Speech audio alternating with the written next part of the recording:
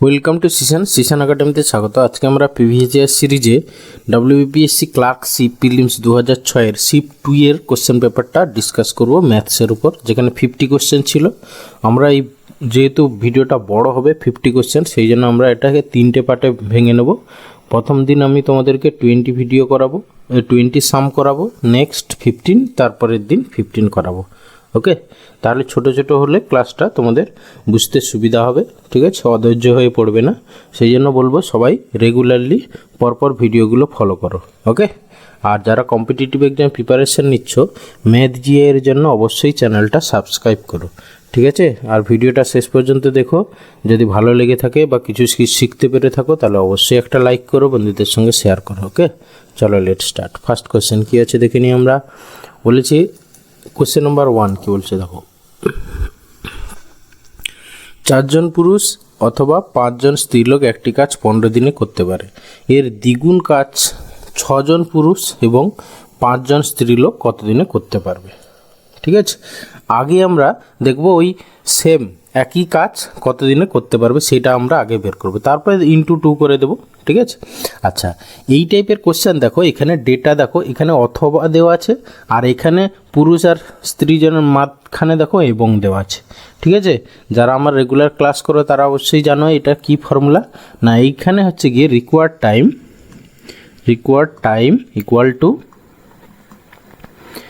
Equal to given time, মানে প্রথমে যে টাইমটা দেওয়া আছে 15 বাই হচ্ছে গিয়ে অ্যান্ড ডেটা বাই ওয়ার ডাটা। পুরুষদের ক্ষেত্রে অ্যান্ড ডেটা দেখো কত দেওয়া আছে, 6 জন, ঠিক আছে? আর ওয়ার ডাটা দেখো 4 জন, তাহলে 6/4 প্লাস স্ত্রীদের ক্ষেত্রেও অ্যান্ড ডেটা কত 5, ওয়ার ডাটা দেখো সেখানেও 5, তাহলে 5/5। ব্যাস, এইটা ইকুয়াল টু যা হবে সেটা অ্যান্সার। এবার এইখানে দেখো দ্বিগুণ যেহেতু কাজ করেছে তাহলে এখানে আমরা 2 ইন্টু করে দেবো। ওকে, তাহলে ইকুয়াল টু কত হবে? তাহলে হচ্ছে কি 2 × 15 বাই দেখো নিচে তোমার এটা কাটাকাটি করো, 2 2 এ 4, 2 3 এ 6, আর এখানে হচ্ছে কি 5 5 মানে 1, ঠিক আছে? এটা হচ্ছে কি 1 পূর্ণ, বা এটাকে এমনি সিম্পলিফাই করো, 2 আর 3 5, নিচে হচ্ছে 5, 2টা উপরে চলে যাবে, ঠিক আছে? উপরে 2 গেল, নিচে হচ্ছে গিয়ে 5 5 3 এ 15, তাহলে 3 4 এ 12 দিন লাগবে। ওকে, মানে অপশান ডি অ্যান্সার। এরপরে আসি কোশ্চেন নাম্বার 2 কী বলেছে দেখো, 3টি সমান মাপের গ্লাস শরবতে পূর্ণ আছে। এই শরবতে জল ও সিরাপের অনুপাত যথাক্রমে প্রথম গ্লাসে 3:1, দ্বিতীয় গ্লাসে 5:3। আচ্ছা, আমরা একটু নিচে লিখে নিই। ফার্স্ট গ্লাসে হচ্ছে গিয়ে তোমার রেশিওটা কত, 3:1।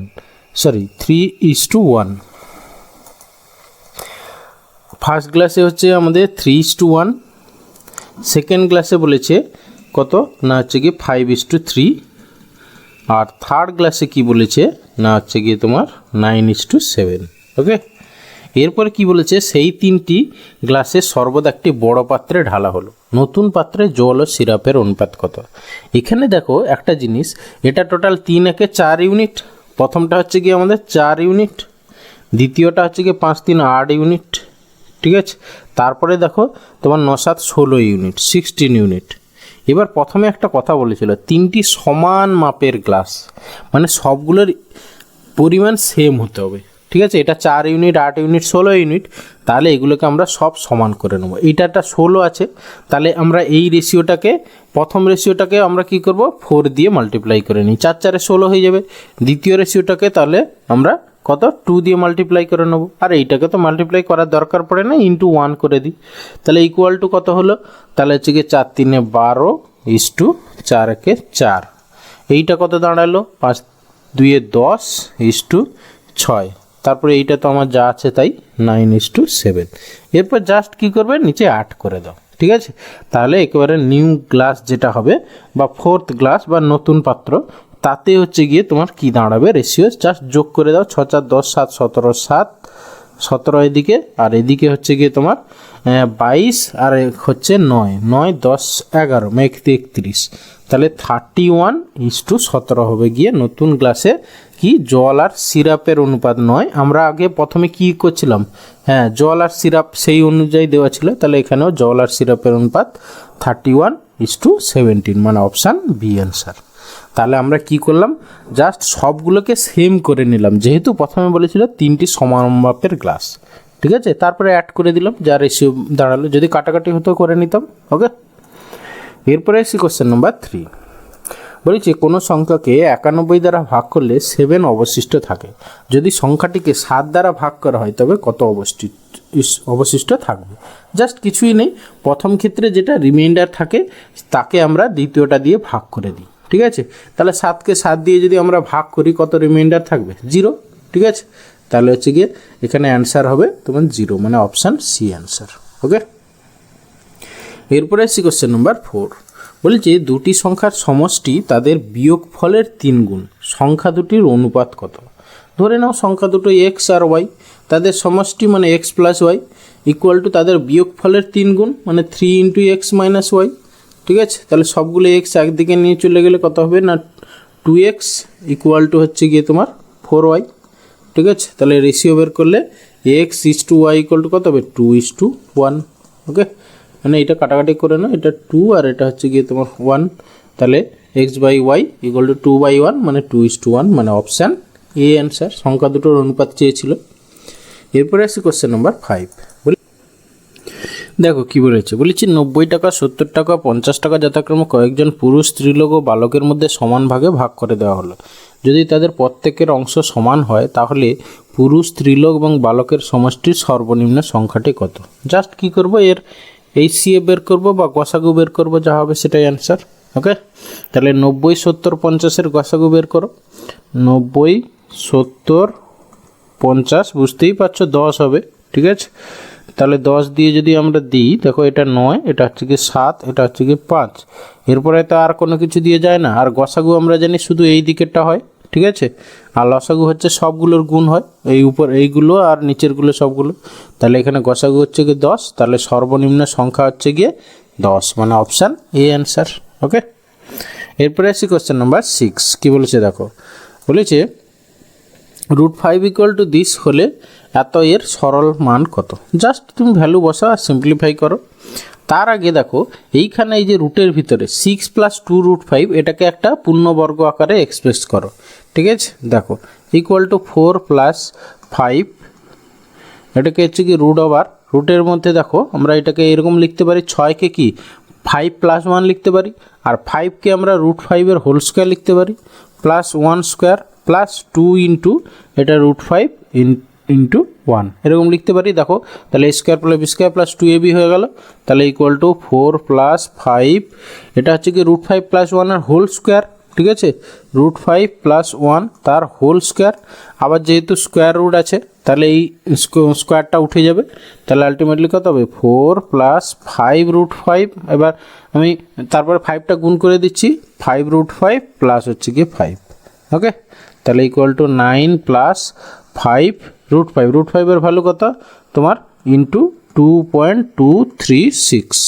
ওকে, 236, তাহলে ইকুয়াল টু বসিয়ে দাও 9 প্লাস এটা কত হচ্ছে 5 3 5 6 30 0, আর হচ্ছে কি 5 3 15 16 17 18 8, 5 2 10 একে 11 1, হাতে 5 2 10 একে 11, তাহলে হচ্ছে কি তোমার 20.180, মানে হচ্ছে অপশান সি অ্যান্সার। ওকে, এরপরে আসি কোশ্চেন নাম্বার 7। বলেছি 45 লিটার ফিনাইল গোলা জলে ফিনাইল ও জলের অনুপাত 2:23। এই ফিনাইল গোলা জলে আর কত লিটার জল মেশালে ফিনাইল এবং জলের অনুপাত 3:37 হবে? দেখো প্রথমে আমার রেশিও কত ছিল, ফিনাইল আর জলের 2:23, পরে রেশিওটা কত হয়েছে 3:37। এবার দেখো যেহেতু ফিনাইল গোলে আর কত জল মেশাতে হবে বলেছে, ঠিক আছে, আমার তাহলে ফিনাইলটা তো আমার সেম থাকবে, তাহলে এখানে দেখো ফিনাইল 2 ইউনিট, এখানে 3 ইউনিট, তাহলে এই ফিনাইলটাকে আমরা সেম করব। তাহলে প্রথম রেশিওকে আমরা 3 দিয়ে গুণ করছি আর দ্বিতীয় রেশিওকে আমরা 2 দিয়ে গুণ করছি।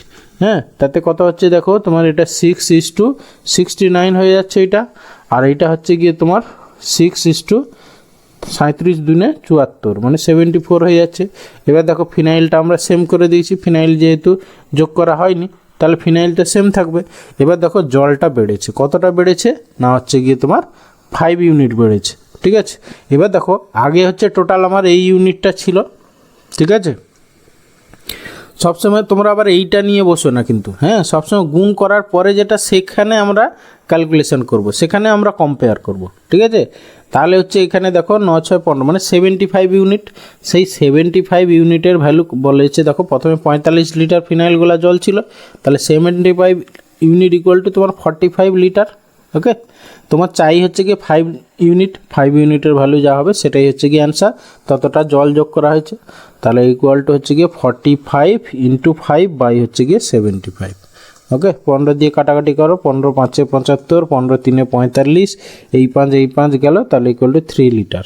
3 লিটার মানে অপশান বি অ্যান্সার। ওকে, এরপরে আসি কোশ্চেন নাম্বার 8। বলেছি দিস এর মান নির্ণয় করো। জাস্ট কিছুই নেই, স্কোয়ার রুট, ঠিক আছে। রুটের ভিতরে ডান দিকে ক ঘর আছে দেখো, 4 ঘর আছে, তাহলে রুটের বাইরে এলে 2 ঘর হবে। ওকে, আর 81 বর্গমূল কত? 81 বর্গমূল হচ্ছে 9, তাহলে হচ্ছে কি তোমার 0.09 হবে, যেহেতু 2 ঘর বলেছি, ঠিক আছে। তাহলে হচ্ছে কি অপশান এ হবে অ্যান্সার এখানে। এরপরে আসি কোশ্চেন নাম্বার 9। বলেছি এন একটি ধনাত্মক সংখ্যা, n ইন্টু n প্লাস 3 নিম্নলিখিত কোন সংখ্যা দ্বারা বিভাজ্য? ঠিক আছে, আচ্ছা, n একটি ধনাত্মক সংখ্যা, তাহলে n এর ভ্যালু তুমি যে কোনো বসিয়ে দাও, যেহেতু ধনাত্মক সংখ্যা বলেছে n এর ভ্যালু 1 পুট করে দাও। তাহলে এটাকে আমরা গুণ করে নিই প্রথমে, n স্কোয়ার প্লাস, তাহলে হচ্ছে কি 3n হচ্ছে। তাহলে যখন হচ্ছে কি n ইকুয়াল টু 1, দেখো n ইকুয়াল টু যখন 1 হচ্ছে, তখন কি হচ্ছে না, হচ্ছে গিয়ে তোমার 1 স্কোয়ার 1 প্লাস হচ্ছে গিয়ে এটা হচ্ছে 3 একে তাহলে 4 হচ্ছে। যখন n ইকুয়াল টু 2 হচ্ছে, হ্যাঁ, তখন কত হচ্ছে দেখো 4 প্লাস হচ্ছে গিয়ে 3 2 6, তাহলে 6 4 10 হচ্ছে। তাহলে আমরা বুঝতেই পারছি, প্রথমটায় দেখো এটা 2 ইন্টু 2 আছে, এটা দেখো 2 ইন্টু 5 আছে, তাহলে কমন আমার সবসময় 2 থাকছে, ঠিক আছে। বলছে না নিম্নলিখিত কোন সংখ্যা দ্বারা বিভাজ্য, তাহলে এখানে আমার অ্যাটলিস্ট সবগুলোর মধ্যে 2 থাকবে, তাহলে অপশান এ হবে অ্যান্সার। ওকে, এরপরে আসি কোশ্চেন নাম্বার 10।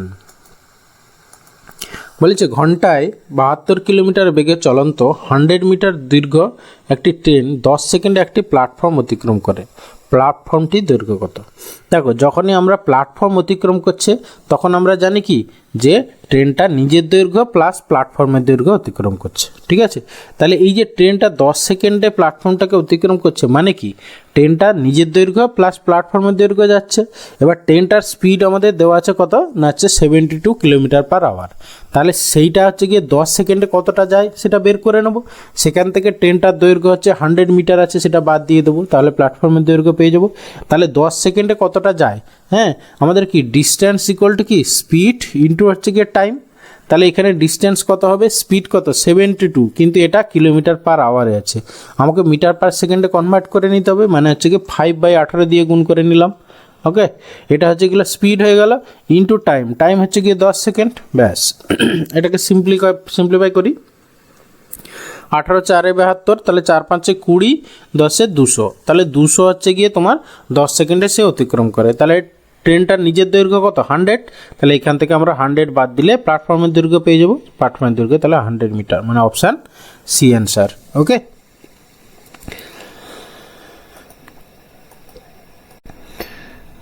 এরপরে দেখো কোশ্চেন নাম্বার 11 কি বলেছে, বলছে যদি 460 এর 51% ইকুয়াল টু এক্স এর 68% হয়, তাহলে এক্স এর ভ্যালু কত? জাস্ট সিম্পলিফাই করো।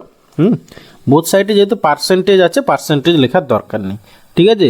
তাহলে এদিকে হচ্ছে আমার 460 ইন্টু হচ্ছে কি 51, এর মানে 51 ইন্টু, তাহলে ইকুয়াল টু এক্স ইন্টু হচ্ছে 68, ব্যাস। সেটা সিম্পলিফাই করো, বোথ সাইডে পার্সেন্টেজ আছে, বাই 100 লেখার কোনো দরকার নেই, এমনিতেই কেটে যাবে। ওকে, তাহলে 17 দিয়ে কাটাকাটি করো, 17 3 51, 17 4 68, 4 দিয়ে এটা কাটো, 4 1 4, 4 1 4, আর হচ্ছে কি 4 5 20। ওকে, তাহলে এক্স এর ভ্যালু হচ্ছে গিয়ে তোমার এটা গুণ করো, 15 3 45, মানে 345 হবে আমাদের অ্যান্সার। ওকে, মানে অপশান সি অ্যান্সার। এরপরে আসি কোশ্চেন নাম্বার 12। বলেছে 5 অশ্ব শক্তি, মানে হর্স পাওয়ার ইংলিশে বলে, হ্যাঁ, 5 অশ্ব শক্তি সম্পন্ন একটি পাম্প 8 ঘন্টা কাজ করে এত লিটার জল সরবরাহ করতে পারে। তাহলে এত লিটার জল সরবরাহ করতে 7 অশ্ব শক্তি একটি পাম্প কত ঘন্টা চালাতে হবে। এটা তাহলে আমরা সেই ফর্মুলা অ্যাপ্লাই করব, M1T1/W1 ইকুয়াল টু M2T2/W2। তাহলে M1 মানে এখানে 5 অশ্বশক্তি ইন্টু হচ্ছে গিয়ে কত ঘন্টা কাজ করেছে না 8 ঘন্টা, কত লিটার জল তুলেছে W1 মানে হচ্ছে গিয়ে 36,000 লিটার ইকুয়াল টু, পরে বলেছে 7 অশ্বশক্তি কত ঘন্টা চালাতে হবে আমরা জানি না, এক্স ধরে নিলাম, তাহলে বাই হচ্ছে গিয়ে 63,000। ওকে, তাহলে 3টে শূন্য কেটে গেল, 3টে শূন্য কেটে গেল, হ্যাঁ, তারপর কাটাকাটি করো 7 9 63 9 4 36 4 2 8, তাহলে এক্সের ভ্যালু আমরা কত পেলাম 10 ঘন্টা। তাহলে কি বলেছে কত ঘন্টা চালাতে হবে 10 ঘন্টা, মানে অপশান সি অ্যান্সার। ওকে, এরপরে আসি কোশ্চেন নাম্বার 13, বলেছি এনসিসির বার্ষিক ক্যাম্পে ক্যাডেটদের মধ্যে 65% মাছ খায়, 55% মাংস এবং 40% মাছ ও মাংস দুটোই খায়, শতকরা কতজন মাছ মাংস খায় না। ঠিক আছে, আমরা এটা জানি যে মাছ খায় তাহলে হচ্ছে কি 65%, ঠিক আছে, প্লাস এবার হচ্ছে মাংস খায় কত 55%, এবার উভয় খায় হচ্ছে 40%, তাহলে এই দুটোর মধ্যে এখানেও 40 আছে এখানেও 40 আছে, তাহলে দুবার 40 নিয়ে নিচ্ছি, তাহলে একবার 40টা বাদ দিয়ে দিচ্ছি, ব্যাস। তাহলে এইটা যেটা পেলাম এটা হচ্ছে কি না মাছ ও মাংস অ্যাটলিস্ট একটা খায় আর কি, ঠিক আছে, অ্যাটলিস্ট একটা জিনিস খায়, কত পার্সেন্ট লোক না এটা ক্যালকুলেশন করলে পেয়ে যাব। এবার 100 থেকে সেটা বাদ যদি দিয়ে দিই, যেটা পড়ে থাকবে সেটা হচ্ছে গিয়ে সে কোনো কিছুই খায় না, হ্যাঁ, মাছ মাংস কিছুই খায় না, সেটাই হবে অ্যান্সার। ওকে, তাহলে 100 মাইনাস এখানে কত হচ্ছে 65 আর 55, মানে হচ্ছে গিয়ে তোমার 55কে আর একটা 5 নিয়ে নাও 60 60 60 120, 120 থেকে 40 গেলে কত 80, তাহলে এই 80 মানে হচ্ছে গিয়ে তোমার 20% হবে কি অ্যান্সার, 20% মানে অপশান এ অ্যান্সার। ওকে, এরপরে আসি কোশ্চেন নাম্বার 14, বলেছি দুই ভাইয়ের গড় বয়স 9 বছর, বলছে তাদের মায়ের বয়স যোগ করলে তাদের গড় বয়স 9 বছর বেশি হয়ে যায়, মায়ের বয়স কত? ঠিক আছে, আচ্ছা দেখো আমরা কিছুই ধরো ফর্মুলা জানি না, আমরা বেসিক ওয়েতে করি, ঠিক আছে। এবার দুই ভাইয়ের গড় বয়স আছে তোমার ক বছর 9 বছর, তাহলে টোটাল বয়স তাদের কত 9 × 2। এবার যখন তার মা যোগ করছে সেখানে তাদের বলেছে গড় বয়স 9 বছর বেশি হয়ে যায়, তাহলে হচ্ছে কি 18 বছর হয়ে যায় তখন গড় বয়স তিনজনের, তাহলে টোটাল বয়স কত হবে এত × 3, তাহলে দুই ভাইয়ের টোটাল বয়স 18 বছর আর মাকে নিয়ে হচ্ছে কি 18 × 3 = 54 বছর, ঠিক আছে। তাহলে মায়ের বয়স কত হবে না এটা থেকে এটা বাদ দিয়ে দেবো, ঠিক আছে, তাহলে 54 থেকে 18 বাদ দিলে 18 × 3 = 54, 18 দিয়ে 36, তাহলে 36 হবে গিয়ে মায়ের বয়স, মানে অপশান সি অ্যান্সার। ওকে, এরপরে আসি কোশ্চেন নাম্বার 15, দেখো কি বলেছে, বলেছে 3 অঙ্ক বিশিষ্ট দুটি সংখ্যার গসাগু এবং লসাগু যথাক্রমে 15 এবং 1800, সংখ্যা জোড়া কত? ঠিক আছে, আচ্ছা দেখো এইটা আমরা অপশান টেস্ট করে করব, ঠিক আছে। তার আগে আমাদের বেসিক কনসেপ্ট জানতে হবে, যদি কোনো দুটো সংখ্যার গসাগু দেওয়া থাকে, এখানে গসাগু আমার 15 দেওয়া আছে, ঠিক আছে, তাহলে সংখ্যাগুলো কীরকম করে লিখতে পারি না দুটো সংখ্যা 15A আর একটা হচ্ছে গিয়ে 15B হবে, যেখানে A আর B হচ্ছে কোপ্রাইম, ঠিক আছে, মানে এদের মধ্যে কোনো কমন ফ্যাক্টর নাই, কোপ্রাইম। ওকে, কোপ্রাইম যাদের মধ্যে কোনো কমন ফ্যাক্টর নেই, ঠিক আছে। তাহলে আমরা অপশানগুলো টেস্ট করি। প্রথম অপশানে দেখো প্রথমটা হচ্ছে গিয়ে তোমার 15 × কত না হচ্ছে 8, ঠিক আছে, 15 × 8, আর দ্বিতীয়টা কত না হচ্ছে গিয়ে তোমার 15 × কত 15। ওকে, এবার দেখো 8 আর 15, এই 8 আর 15 হচ্ছে এরা কোপ্রাইম নাম্বার, এদের মধ্যে কোনো কমন ফ্যাক্টর নেই, তাহলে অ্যান্সার যে কোনো একটা অপশানই তো হবে এরকম, বাকিগুলো হতেই পারে না, তাহলে অপশান এ হবে অ্যান্সার, ঠিক আছে। বাকিগুলো তুমি টেস্ট করে দেখিয়ে দিচ্ছি সেগুলো হবে না কেন, দেখো এটা 15 × হচ্ছে গিয়ে 12 আর এটা হচ্ছে গিয়ে 15 × তোমার 20, ঠিক আছে। এবার দেখো 12 আর 20 এরা তো কোপ্রাইম নাম্বার নয়, কারণ কি এর মধ্যেও 4 আছে এর মধ্যেও 4 আছে, 12-র মধ্যে 4 আছে 20-র মধ্যে 4 আছে, তাহলে এই অপশান হতে পারে না। তারপরে সিমিলারলি দেখো এটা 15 × 10 আর এইটা হচ্ছে গিয়ে তোমার 15 × 12, আবার দেখো 12 আর 10 এদের মধ্যে 2 আছে কমন ফ্যাক্টর, তাহলে এইটাও হতে পারে না, ঠিক আছে। তারপর সিমিলারলি এটা দেখো শেষেরটা 15 × কত 10 আর এটা হচ্ছে গিয়ে 15 × 20, ঠিক আছে, তাহলে এইটাও 20 আর 10-এর মধ্যে তো 10ই কমন ফ্যাক্টর আছে, তাহলে এইটাও হতে পারে না, একমাত্র অপশান এ অ্যান্সার। সেই জন্য আমরা যদি লজিক ইউজ করি তাহলে একমাত্র অপশান এ হবে অ্যান্সার। ঠিক আছে, অত কিছু ভাবার দরকার না, আমি যে এই পরেরটা তোমাদের বোঝানোর জন্য দেখালাম, এটা পরীক্ষা হলে করার কোনো দরকার নেই, জাস্ট অপশান এ হবে অ্যান্সার। ঠিক আছে, সেখানে কনসেপ্টটা কি মনে রাখতে হবে, যদি গসাগু দেওয়া থাকে তাহলে ফার্স্ট নাম্বারে আমরা 15A ধরবো, 15B ধরবো দ্বিতীয়টা, তাহলে যেখানে এ বি হচ্ছে কো প্রাইম, দেখবো কোন অপশানে সেরকম স্যাটিসফাই করছে, সেটাই হবে আমার অ্যান্সার। ব্যাস, ওকে।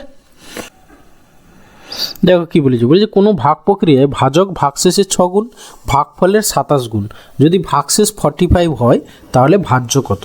ঠিক আছে, তাহলে আমরা কি জানি, ভাজক মানে ভাজ্য ইকুয়াল টু কি, ভাজ্য ইকুয়াল টু তোমার ভাজক ইন্টু ভাগফল প্লাস ভাগশেষ, তাই তো। তাহলে সেইখানে আমরা বসিয়ে দিই, কি হচ্ছে দেখো, তাহলে ভাগশেষ বলেছে তোমার 45, ওকে। এবার হচ্ছে কি ভাজক, ভাজক বলেছে ভাগশেষের 6 গুণ, তাহলে ভাজক কত হবে, 45 ইন্টু তুমি 6 করে নাও, 45 ইন্টু 6 করলে কত হচ্ছে, 6 5 30 0, 4 6 24, 25 26 27, মানে 270, 270। এবারে বলছে ভাগফল, বলেছে আবার কি ভাগফলের, এই যে ভাজকটা বলছে ভাগফলের 27 গুণ। ঠিক আছে, তাহলে ভাগফল যেটা তার 27 গুণ হচ্ছে ভাজক। ঠিক আছে, তাহলে এই ভাজককে তুমি 27 দিয়ে ভাগ করে দাও, তাহলে ভাগফল পেয়ে যাবে, তাহলে ভাগফল কত হবে, 10 হবে। ঠিক আছে, প্লাস এইটা, তাহলে এটাকে সিম্পলিফাই করে যা হবে অ্যান্সার, তাহলে এটা 2700 প্লাস 45 মানে হচ্ছে গিয়ে 2745, মানে অপশান বি অ্যান্সার। ওকে, এরপরে এসি কোশ্চেন নাম্বার 17। দেখো কি বলেছি, বলেছি 33 কুইন্টাল ওজনের দ্রব্য সামগ্রী 150 কিলোমিটার দূরে নিয়ে যেতে 42 টাকা ভাড়া লাগে, একই শর্তে 35 টাকা ভাড়ায় কত কুইন্টাল দ্রব্য সামগ্রী 120 কিলোমিটার দূরে নিয়ে যাওয়া যাবে। ঠিক আছে, দেখো এইখানে আমরা একটা জিনিস খেয়াল করতে পারি, এটা ধরো আমরা পার কিলোমিটারের ভাড়া দু ক্ষেত্রে বের করে নিই। ঠিক আছে, এখানে হচ্ছে 150 কিলোমিটার যাবে 42 টাকায়, আর এদিকে 35 টাকায় হচ্ছে 120 কিলোমিটার যাবে। ঠিক আছে, তাহলে এখানে পার কিলোমিটারের ভাড়া কত হচ্ছে তোমার 150 বাই হচ্ছে গিয়ে 42, আর এর ক্ষেত্রে হচ্ছে গিয়ে তোমার কত না 120 বাই হচ্ছে গিয়ে 35। ঠিক আছে, 35 করে নিলাম। ঠিক আছে, এবার হচ্ছে গিয়ে দেখো এইটা, এবারে এদিকে হচ্ছে গিয়ে তোমার 33 কুইন্টাল, তাহলে এখানে তুমি 33 গুণ করে দাও, 33 ইন্টু দিস ইকুয়াল টু, এদিকেরটা জানি না বের করতে হবে, তাহলে এক্স ইন্টু দিস, ব্যাস এটাকে সিম্পলিফাই করে যা হবে সেটাই অ্যান্সার। ওকে, তাহলে একটা শূন্য কেটে দিলাম, এটা এখানে শূন্য কেটে দিলাম, 7-এ কাটো, 7 6 42, 7 5 35, তারপরে হচ্ছে গিয়ে তোমার 3-এ কাটো, 3 5 15, 3 2 6, তারপরে আর কাটাকাটি হবে, হ্যাঁ যাবে 3-এ, 3 4 12, 3 11 33। ঠিক আছে, তাহলে এইখান থেকে তারপরে এক্স ইকুয়াল টু কত হচ্ছে দেখো, 11 5 55 ইন্টু 5, 5 5 25, 26 27, তাহলে 27 5 বাই হচ্ছে গিয়ে 4 2 8। ঠিক আছে, তাহলে ইকুয়াল টু হচ্ছে গিয়ে 8 3 24, 25 26 27, 8 4 32, 34 পূর্ণ 3 8, এত হচ্ছে গিয়ে কুইন্টাল, মানে অপশান বি অ্যান্সার। ওকে, এরপরে এসে কোশ্চেন নাম্বার 18, বলেছে কোনো আসলের উপর এত % হারে 2 বছরে 4 মাসের সুদ 5% হারে 1 বছর 9 মাসের সুদের থেকে 63 টাকা বেশি, তাহলে আসল নির্ণয় করো। ঠিক আছে, তাহলে আমরা প্রথম ক্ষেত্রে আসলটা আমাদের ধরে নিলাম সাপোজ এক্স টাকা। ঠিক আছে, তাহলে হচ্ছে গিয়ে প্রথমে এক্স ইন্টু পিআরটি বাই 100, আর হচ্ছে গিয়ে কত দেখো 4 2 8 1 9 2 9, তো নিচে হচ্ছে গিয়ে তোমার 2 চলে এলো, নিচে তো এমনি 100 থাকে, পিআরটি বাই 100 এই 2টা নিচে এলো, ইন্টু 2 বছর 4 মাস। এবারে এটাকে পুরো বছরে করতে হবে, সব থেকে ভালো তুমি এটাকে পুরোটাকে মাসে করে 12 দিয়ে ভাগ করে দাও। ঠিক আছে, তাহলে মাসে হলে দেখো 2 বছর মানে কত তোমার হচ্ছে গিয়ে 12 দিয়ে 24, 24 আর 28, তাহলে উপরে হলো 28, তাকে তুমি 12 দিয়ে ভাগ করে দিচ্ছ, নিচে 12, ব্যাস মাস ইয়ারে কনভার্ট হয়ে গেল, ইকুয়াল টু। আচ্ছা, পরে বলেছে হ্যাঁ, পরে যেটা হবে 5% হারে 1 বছর 9 মাসের সুদের থেকে এত টাকা বেশি, তাহলে আমাদের দরকার নেই, এটা ইকুয়াল টু না করে এইটা মাইনাস, হ্যাঁ দ্বিতীয় ক্ষেত্রে তাহলে কত হবে সুদ না এক্স ইন্টু 5% হারে 5 ইন্টু হচ্ছে 1 বছর 9 মাস মানে 12 মাস আর 9 মাস 9 10 11 21 মাস, তাহলে 21 বাই হচ্ছে গিয়ে নিচে কত হবে 100 ইন্টু হচ্ছে গিয়ে 12, ব্যাস এইটা ইকুয়াল টু ভ্যালু বলেছে 63 টাকা। ব্যাস এখান থেকে তুমি এক্সের ভ্যালু বের করো, যা হবে সেটা অ্যান্সার। ওকে, তাহলে আমরা এখান থেকে কিছু কাটাকাটি করি। কাটাকাটি হচ্ছে 4-এ কাটতে পারি বড় জোর, ঠিক আছে, না হলে এই ইয়েটা 2-এ কাটি, 2 হচ্ছে গিয়ে 2 14 28, কারণ কি নিচে দেখো 1200, এটাও 1200 থেকে যাবে, আমাদের সিম্পলিফাই করতে সুবিধা হবে, ঠিক আছে। তাহলে হচ্ছে কি আমার উপরে দেখো 14 ইন্টু 9 9 4 36 6, আর হচ্ছে গিয়ে তোমার বা এখানে আরেকটা জিনিসও করতে পারতাম আমরা, হ্যাঁ দেখো এখানে 14 আছে, তাহলে 7 আছে এর মধ্যে, ঠিক আছে, তাহলে 7x কমন নিয়ে নিই, সব থেকে ভালো 7x কমন নিয়ে নিলাম, ঠিক আছে। তাহলে প্রথমটায় পড়ে থাকলো হচ্ছে গিয়ে তোমার 9 2 18, ঠিক আছে, প্রথমটায় পড়ে থাকলো 18 মাইনাস 7 কমন নিয়ে নিই 7x, তাহলে হচ্ছে গিয়ে 5 3 15 ইকুয়াল টু হচ্ছে গিয়ে তোমার 63 ইন্টু হচ্ছে গিয়ে 1200।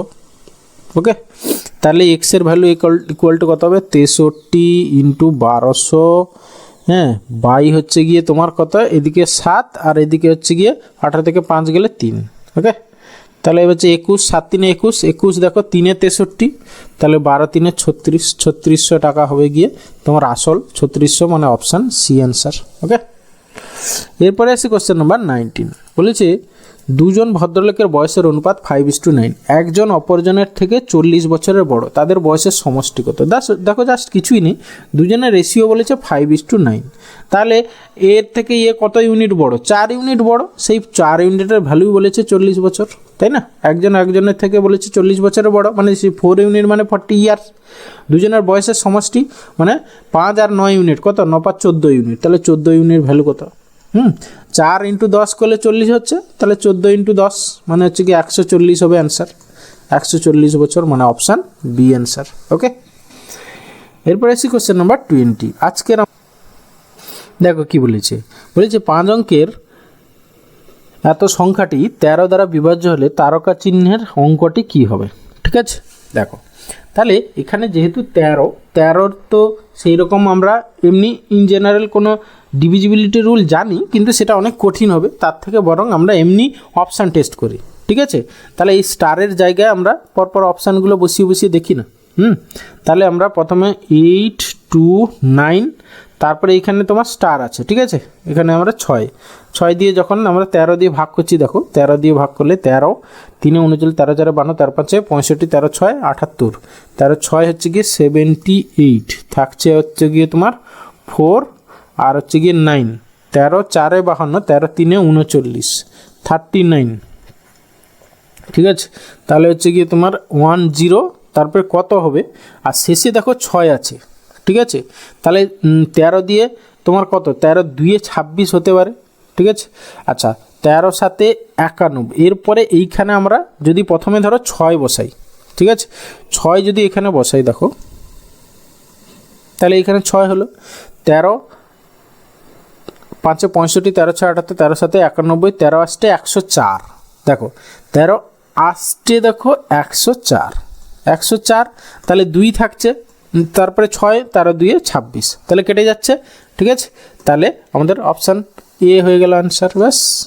আর তো কোনোটাই হতেই পারে না, কারণ 4টে অপশানের মধ্যে যে কোনো একটা অ্যান্সার হবে, তাহলে অপশান এ তো আমার স্যাটিসফাই করে যাচ্ছে, ভাগ চলে যাচ্ছে 13 দিয়ে, তাহলে এটাই হবে অ্যান্সার।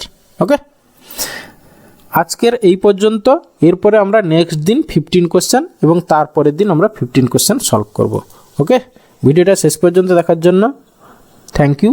একটা যদি ভালো লেগে থাকে একটা লাইক করো, বন্ধুদের সঙ্গে শেয়ার করো, আর চ্যানেলে নতুন হলে অবশ্যই সাবস্ক্রাইব করো।